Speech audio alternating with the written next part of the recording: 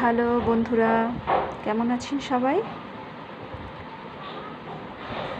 আজকে দুপুরের খাবার নিয়ে চলে এসেছি আপনাদের কাছে। একটু আগে হলো আজকে।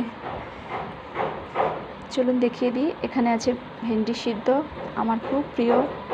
এখানে ডাল, রাঁধুনি ফোড়ন ডাল। এখানে আছে বড়ার তরকারি, নিরামিষ এটা। মটর ডাল, কাঁচকলা সিদ্ধ করে বড়া করে আলু পটল দিয়ে মাছের নিরামিষ তরকারি, সরি। এখানে সাদা ভাত, তার সঙ্গে গন্ধরাজ লেবু, লঙ্কা আর দুটো বড়া। এটা অবশ্য আমি না, আমার মেয়ে সাজিয়েছে। কালকে অনেক কিছু খাওয়া হয়েছিল, বান্ধবীর বাড়ি গেলাম, সেখানে অনেক কিছু খাবার খেয়ে আমরা খুব সুন্দর একটা মন্দির পূর্বাশা বলে সেখানে গেলাম। এত সুন্দর পরিবেশ, সত্যি এত ভালো লাগছিল।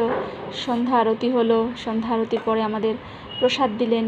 আমরা বললেন যে প্রসাদ না নিয়ে যাবেন না। প্রসাদে ছিল লাড্ডু, বোঁদে।